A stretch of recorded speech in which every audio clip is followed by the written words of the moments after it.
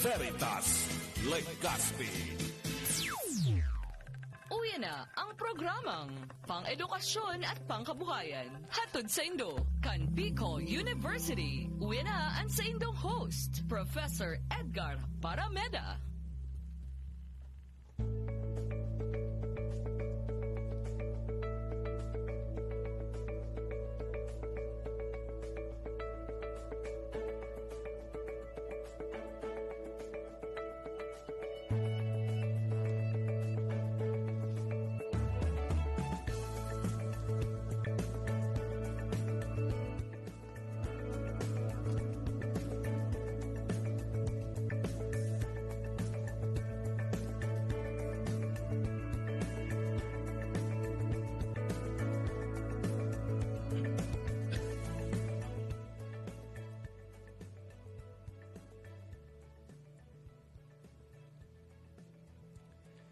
Okay, good morning mga tugang. Oras niya to ngunyan 4 minutos po makalampas an 10 o'clock. Di po si Professor Edgar may kasibutan kaya ako po giraray ang sendong makakaibahan.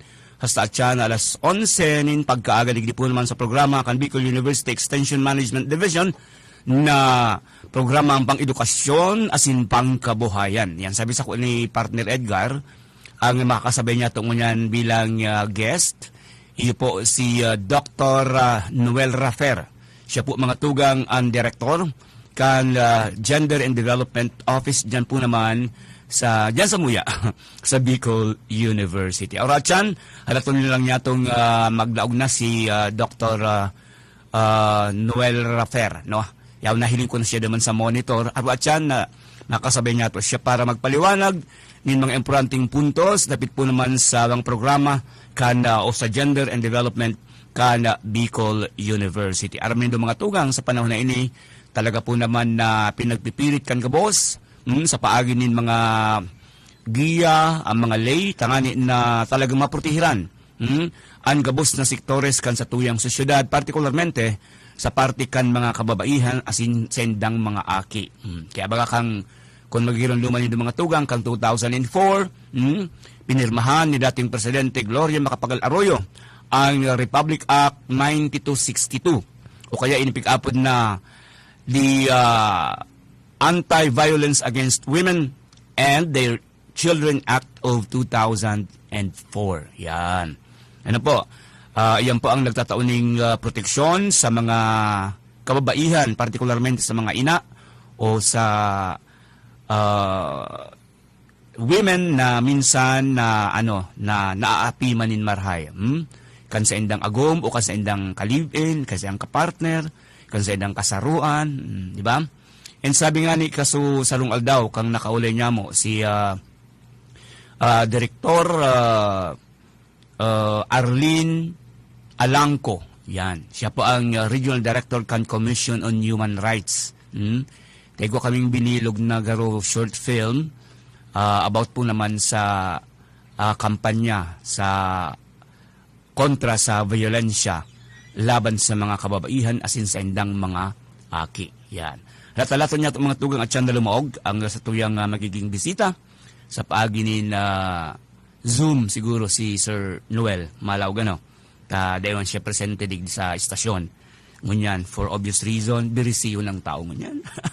Lalo na magsasara na ang taon, ano? Okay. Mientras na pinag-alatalat niya itong lumaog, yaw na. Okay, sige, nahiling ko na sa tuyang monitor. Ang mahigos, matibay, na pamayo, direktor kan BU GAD. Yan. Gender and Development, si Dr. Noel Rafer. Sir, yaw na siya, Noy, sa linya. Okay, Sir Noel, yes, good morning. Maray na aga po, Tabi. Good morning. Maray na aga po, Tabi. Good morning, sir. Okay, sige. Mag-ulay-ulay kita, sir, tungkol sa mga programa kan Bicol University, tungkol sa Gender and Development. Sige, sir, ano ka po, patara-tara sa satuyang mga paraantabay, mga paradangog, mga parahiling. Digi sa Veritas as in sa Facebook Live. Opo, maraming salamat po, Tabi, Professor Seth. Maray na aga man po, lalong-lalo na inuton ko po ang haloy ko na pong day na ihiling si Father Pau Barandon, ang Okay. station manager ng Radio Veritas, once upon a time po, niyaon man po ako sa Radio Veritas kang mga panahon. Siya po nag-encourage ako na mag-take broadcasters examination that time, pa mga 2008 yata ito. Anyway po, maray na aga man po sa gabos na naghihinanyog sa programang ini kang Bicol University as ikang Radio Veritas. Okay. Sir, inutong ko na tulos. Anong ngunyan silang kikasibutan kan sa imong opisina? Salamat po sa kaputan. Dakulan po kami kikasibutan ngunyan. Ang yan baga po, nasa laog pa kita kang 18-day campaign against violence against women and children. So from November 25 to December 12. So dakulan po kaming series of mga activities. Inot-inot po ang nakaaging 25. Guest me po ang abogada na siya mismo po ang nag-draft kang bill kang Magna Carta of Women. Asin po kang Safe Spaces Act na nakapalaman po sa selebrasyon kang anti-housing. Yan pong simana, si Attorney Sandoval. Asin man po ang iba't ibang kolehiyo or units kang Bicol University, nakaigwaman po kay iba't ibang webinars na sa Safe Spaces Act, sa anti-sexual harassment, sa violence against women and children, and may mga imbitado din po kitang mga tao na mga guest speakers po na mismong involved sa mga kaso, nag-handle sila ng mga kaso sa VAUSI. Halimbawa po dyan si Police Major Oserin, kang PNP Provincial VAU Desk. As in, may guest man po kitali sa DSWD. As in, mga abogado po na naking mga kaulay-ulay ta, si Attorney Reyes ng BU, si Attorney Lilibeth Viagas din kang Bicol University. As in man po, meron din po kaming mga infographics na kampanya min po manungod sa anti-VAUSI. Ini po pinanginginutan kang Bicol University Institute of Design and Architecture. Mga estudyante po, sinda na may mga infographics sinda pong pig-submit para po sa campaign ta sa VAUSI. As in sa aga po, iniimbitahan ko po kamo kung pwede po kamo mag-intras, magduman po sa Bicol University Sports Complex.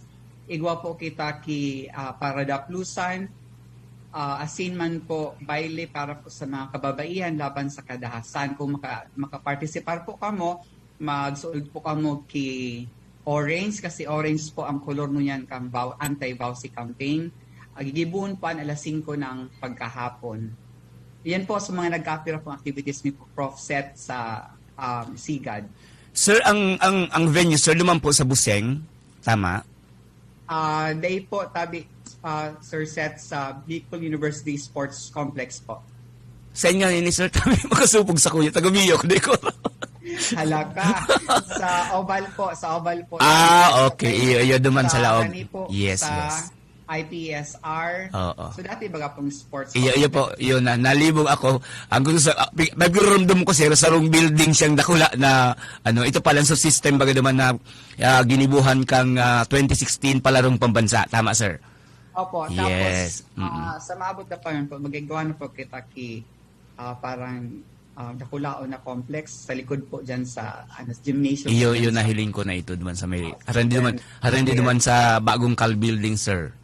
Opo. Oo, okay. Sir, sa nagkapirang panahon mo dyan sa imong opisina, ano ang sa imong narisa na mga nagiging sitwasyon kung kaya kaipuhan talaga mismo na magkaigwaning sarong opisina na ngunyan nga ni ika po ang namamayo, talaga pong igwanin problema, sagod ngunyan ang igwanin mga pangyayari talaga na violensya sa mga kababaihan, sir?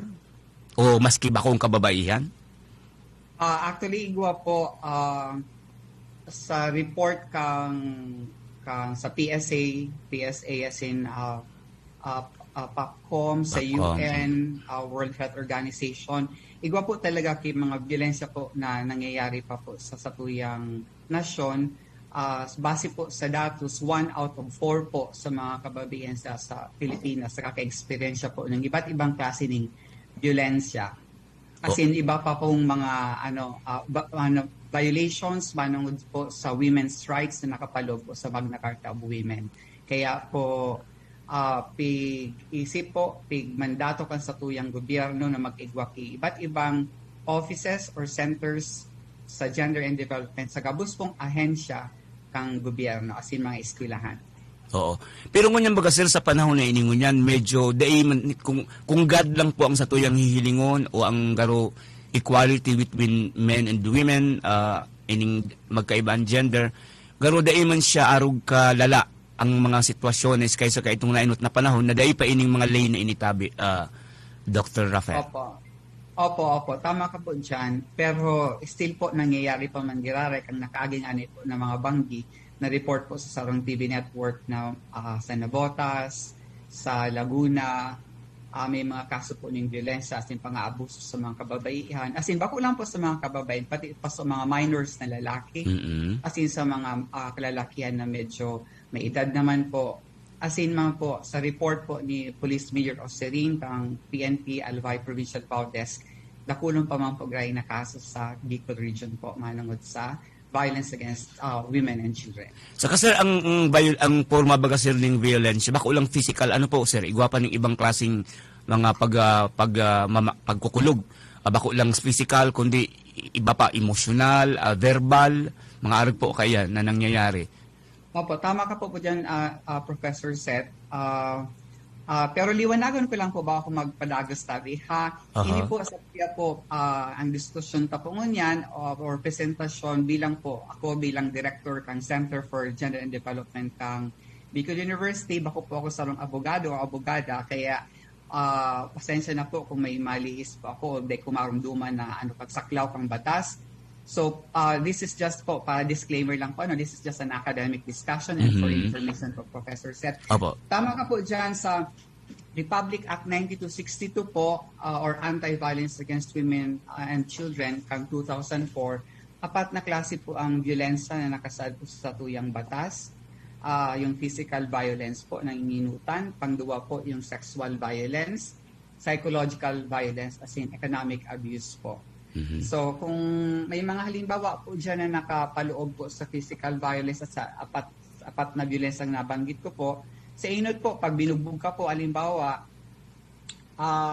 may mga sisay po ang pwedeng kasuhan kayo. Halimbawa po sa imong agom, dating agom, live-in partner, or former live-in partner, mga tugang maski po boyfriend, or ex-boyfriend or girlfriend, pwede pong kasuhan, or dati pong dating partner or partner ngunyan, pwede po siyang kasuhan. As in, ini po, makulang po ini sa applicable sa mga kalalakihan, maski po sa mga membro kang LGBT, lalo na po mga lesbians, pwede po mga sindang kasuhan under kang Republic Act 9262 po. Basta, kung sisay po ang merong sexual, physical, psychological, economic abuse po na na-experience ng mga kababayan, mga aki, pwede po sila magkaso. As in, may iba't iba po initabi, Sir Seth, na na penalties, alimbawa po imprisonment from 1 month to 1 day to 20 years, tapos may bayad po ng mga 100,000 to 300,000 in damages, as in mandatory psychological counseling or psychiatric treatment po. So yan po may nagkakapira na kalaog po sa 9262. Sa sexual violence po, mga halimbawa dito po yung rape. Gusto ko lang po tuunan kipansin po, Sir Seth, as in sa mga naghihinan yung po sa tuya mo niyan, na maski po ang agum na lalaki, kung habo po makipagtalik ang sa iyong agum na babae, pwede po siyang kasuhan. Iyo. Marital rape, ganyan yan, sir. Opo. Tapos, inutanta ka na po o baka may maghapot sa tuya. Ngayon, paano man nga ang lalaki pag pinilit kang babae? Talik. Generalmente po, bihira po ini mangyari, pero nangyayari man po, may violensya man po sa mga kalalakihan. Kaya lang po, mas dahul po nakaka-experience ng kababaihan. Kaya po, mas pinuprotehiran din sa tuyang gobyerno ang mga kababaihan. Pero po, pag lalaki po naka-experience sa kibiolensya, di po siya malaog sa Republic Act 9262. Pwede po sa iba, sa Revised Penal Code na po siya malaog. Halimbawa may assault or injury, physical injury, or or pwede man po ngay attempted murder or attempted homicide if you go to that extent. Pero bakuna po under sa anti-bawsi. Iyo sir, talaga dyan sa anti-bawsi na iyan sa RA 9262 talagang very explicit man po baga sir na talagang women and their children ang pagpoprotehiran ano po.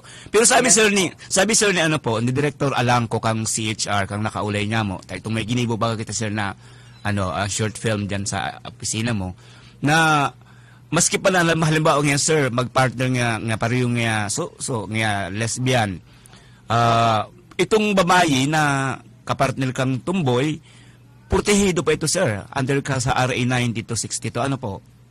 Yes po. So nakapalog po 'yan sa sa batas po. As in liniwanag man po ang pang nagkaurong kami ni ni Police Major Osserin kang PNP sa bawat desk po. Pigtawan niya po din yan na doon. Sir, pwede maghapot. Sa kaso, sa Bicol University, wala pa mang kitang kaso ning pigbubugbog. Ora pa po akong naaraman. Saka kung igwaman po siguro confidential. Joke lang, sir. Ikaw paano takalag? Opo. Sir, yaon sa linya man panan si Professor Edgar Barameda, baka gusto man niya mag-contribute sa tuyang pag-ulay-ulay mo niya na pagkaaga. Tapos siya baga talaga, sir, ang regular host, digdi ako po alternate host man lang. Pag sibot si partner Edgar, ako talaga ang minatukaw digdi. Yaon siya ngunyan. Partner, Professor Edgar, pwede ka maglaog tabi. Bang yaon kami ni Dr. Rafael ngunyan, nag-uron-huron nungkol sa God. Taaram ko, sibot-sibot ka man, gusto mo mang protehiran ng sa imong sadiri. Okay, sige, go ahead tabi, partner, Professor.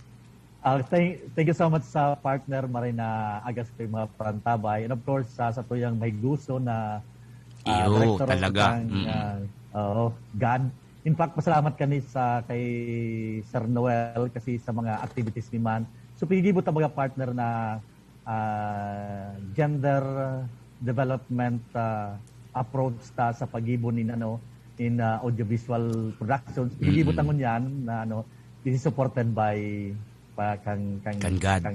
Headed by Sir Noel and then coordinator ni Mandigdi si Ma'am na Imelda Siapno. In fact, Sir Noel, nakagibo kami na professor set nin bigger contribution ta po para duman sa 18 days na pag-obserbar kang sa violence against women. Opo. And congratulations din po sa Indo sa mga organizers. Apo, pasalamat ako kay Professor Set, so mga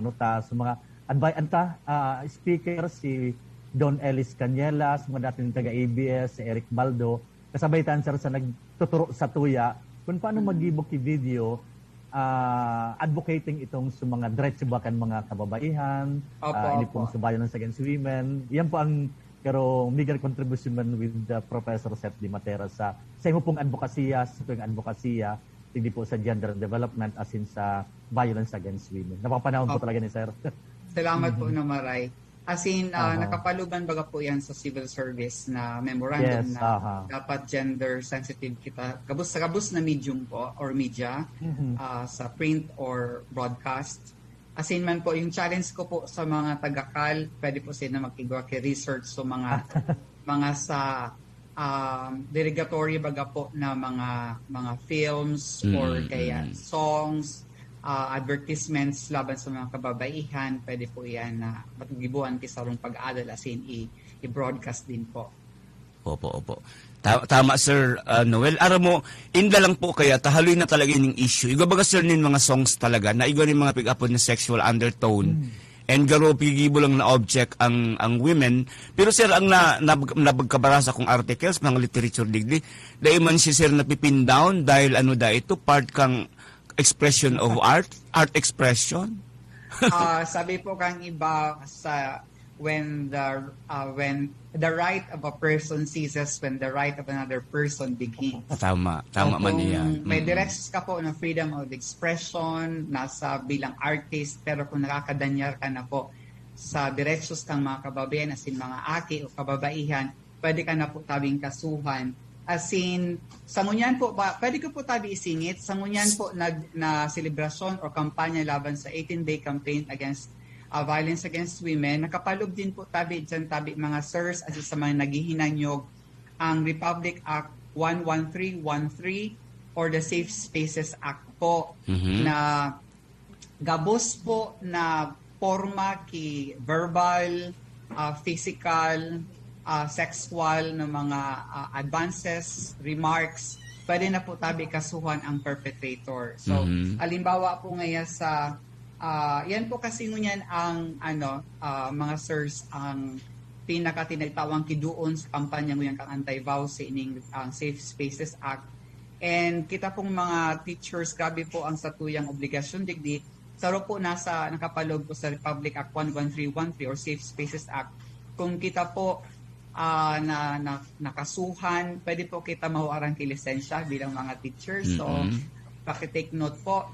As in po, digdi po, dakulon po ng mga examples kang mga possible na violations sa Safe Spaces Act. Halimbawa po ang catcalling. Bawal na po ang mangsikol. Oo, talaga. Opo, bawal na po ang matakot ako kay halimbawa, pero medyo basta ngayon, nagtao ka kay remarks manugod niya sa appearance ng babae, sa iyang physical na kaanyuan. As in man po, salamat man po din sa Safe Spaces Act, pati din po kami mga miyembro kang LGBTQIs or plus, protektado din po kami sa mga public spaces po pag nakadangog po na may mga remarks against sa muya, sa mga kababayan, pwede po silang kasuhan. May mga alimbawa pa po digdi yung unwanted invitations, yung transphobic, sabi ko transphobic, homophobic, sexual or sexist slurs, yung persistent po na pag-imbitar sa imo, may mga sexual connotations or insinuations, even po yung may mga kahilangan na so nagpapiling po kang sa indang private parts sa publiko, nagba-masturbate, may mga nagkakapot mga parte kang kababaihan o kalalakihan o kung sistema dyan po, pwede na po tabisin ng kasuhan. Basta po ini po nasa public spaces, halimbawa po sa mga kalsada, sa parke, sa buildings, sa eskwelahan, sa simbahan, restaurants, sa malls, sa public washrooms, bars, internet shops, public markets po, dakulon, as in mga public utility vehicles po. As in, mga sirs po as sa mga naginanyog, medyo po malala po ang mga pwedeng maging padusa penalties po digdi kang mga meron po na nagbayular po digdi, as in masalangkaw po ang penalties sa mga naggibo kaini kung sinda po mga miyembro kang Armed Forces of the Philippines or Philippine National Police, ang victim po minor de edad o kaya po may mental or may disability na wala po siyang kapasidad na magtauki consent. So yan po ang mga halimbawa po, as in depende po kung ini po ang mga nagkumitir kayong mga kaso po na ini, mas halangkaw po ang sa indang penalidad kaysa po sa mga bako miyembro kang police, armed forces, as in nga dahil mga nagkumitir na sa idang biktima bako po mga minor de edad. Iyo sir, dapat pag mga men in uniform, dapat you're supposed to protect the people, kaya arog kaya na sir. Pareho baga sir sa salong opisina, pag ika ang superior, dahil pag api-api yun ng sa imong subordinate, papadangugan mo rin kung ano-anong taramon, etc. Maringan ni Sir Rafer, kasurtihan man, dahil man ako nagigibo kaya, maski dahil ko aramang batas. Iyo po. Di pa lang ako sa nakasipol ng babae. Pero ngunyan, alam mo, Sir Noel, sa totoo lang po, bako man may ka-single out, araw kayan.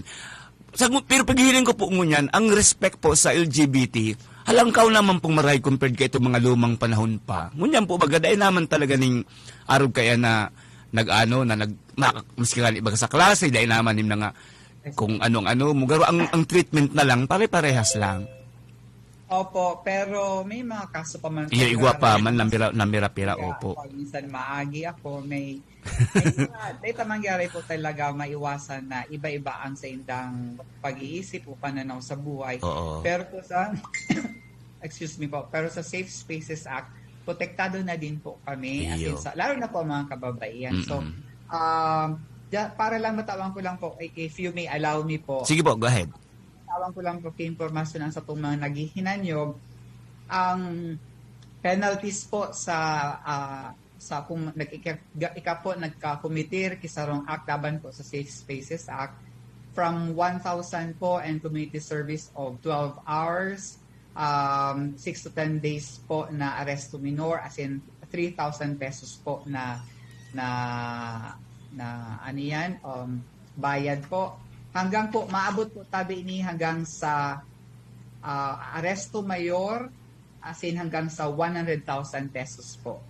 Ulitin ko po, mas magabat po ini ang penalidad kung ang mga nagko-committer po niyaon po sa otoridad. As in, lalo na po, kita po mga nasa frontline, nagkatawag ki services, frontline services, das dakula po ang satuyang penalidad na pwedeng makuha. Sa mga employers nga halimbawa, pwede din po mangyari nga, gusto mong ma-promote o ito mo ang sakuyang gusto. So, careful po kita tabi sa mga even po mga simple pong jokes, dahil po pwede na po yan sa Safe Spaces Act po. Iyo. Oh, pwede ay partner na daw mo ito, partner. Iyo. Nadawag ko. Oo. Sabi na talaga ang protection niya Iyo. na nagkatao sa... Ay, ako partner, nakanood ako kisi rapper ngunyan. Iyo. Na talagang iyo.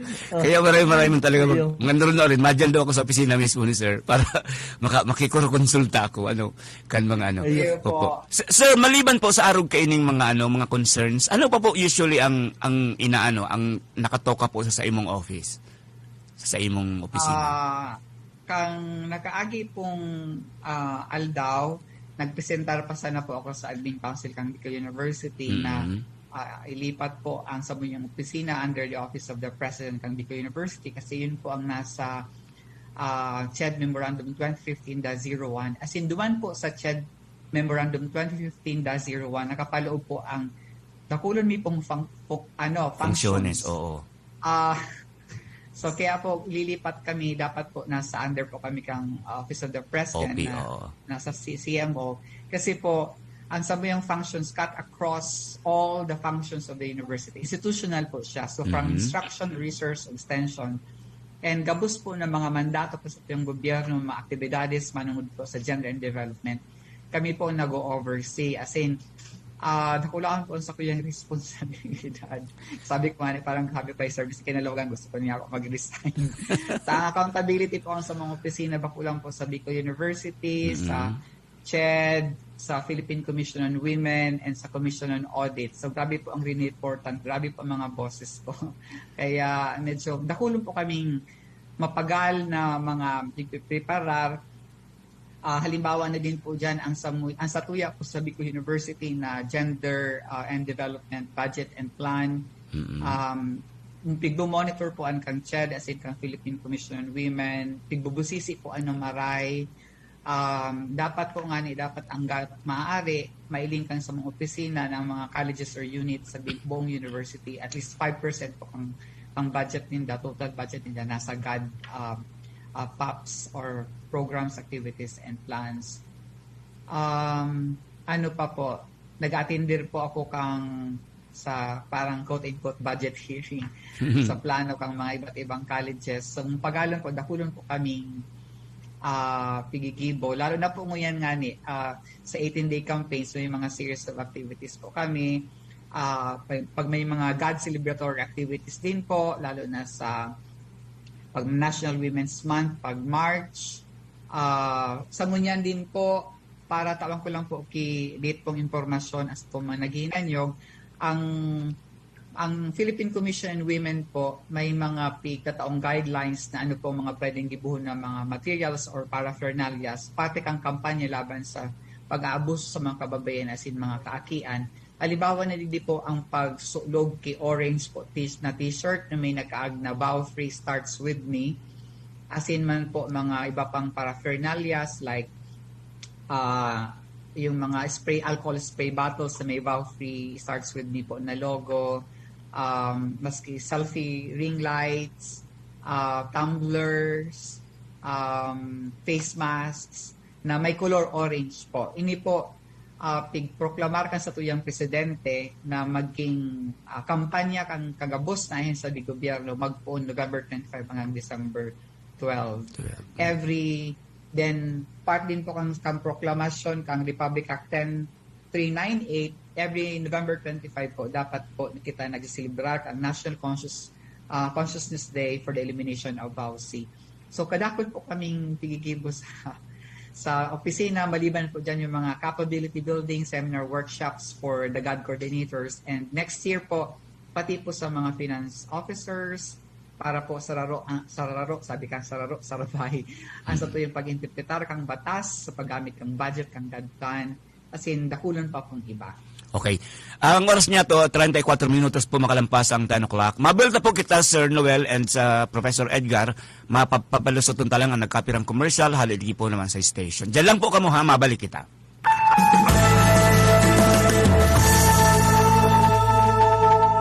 Ngayong simula na ng tag-ulan at pagdating ng mga bagyo, muling nagpapaalala ang Office of Civil Defense Bicol na mas maging handa sa posibleng mga sakuna.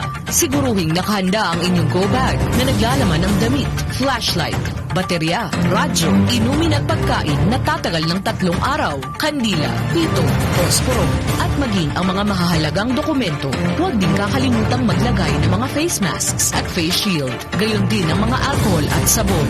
Ngayon, nasa kalagitnaan pa rin tayo ng pandemya. Mas malaki ang hamon na ating hinaharap. Ihanda rin ang first aid kit ng pamilya. Kung may miyembro ng pamilya na may maintenance, siguruhing sapat ang kanyang gamot. Habang maganda ang panahon, ayusin na kung may sira ang mga bubong ng bahay. Patibayin din ang mga pundasyon nito hanggat maaari. Ugaliing manood at makinig ng balita sa telebisyon at radyo. Agad na naglalabas ng abiso ang Pag-asa, PHOX, OCD at mga local DRRMO sa tuwing may parating na kalamidad. Ihanda rin ng buong pamilya. Mas mainam na makiisa sa mga pagsasanay na ibinibigay ng mga local DRRMOs at OCD para mapaghandaan ang mga kalamidad. Sa ganitong paraan, magkakaroon ng sapat na kaalaman na maaaring ibahagi sa mga kapamilya at mga kapitbahay. Narito ang Office of Civil Defense Bicol para umalalay sa inyo 24/7 at handang magbigay ng serbisyo. Matatagpuan ang Office of Civil Defense Bicol sa loob ng Camp General Senior A. Ola sa Legazpi City, Albay sa pamumuno ni Regional Director Claudio L. Yuput. Kung kayo ay may mga katanungan, maaaring tumawag o mag-text sa hotline numbers ng OCD na 0917-574-7880 para sa Globe at 0928-505-3861 para naman sa Smart. Maaari ring magpadala ng mensahe sa kanilang Facebook account na OCD5 Bicol o sa Civil Defense Bicol Facebook page. Ang Office of Civil Defense, ang katuwang ng mga Bicolano sa disaster resiliency. Siya ang servidor na may puso sa tao, Adrian Salceda ang pangalan niya, sa pagtabang tunay na malalaoman. Si Adrian Salceda. Si Adrian Salceda, kadakol lang natabangan, kadakol bang magigibuhan sa banwaan, sa salud, sa edukasyon, sa agrikultura, infrastruktura at turismo. Yan si Adrian, talaga naman may maray na paggobyerno ang action man. Konkretong patinampo sa hararayong sityo, basta Salceda may maray na legasiya. Siya ang servidor na may puso sa tao,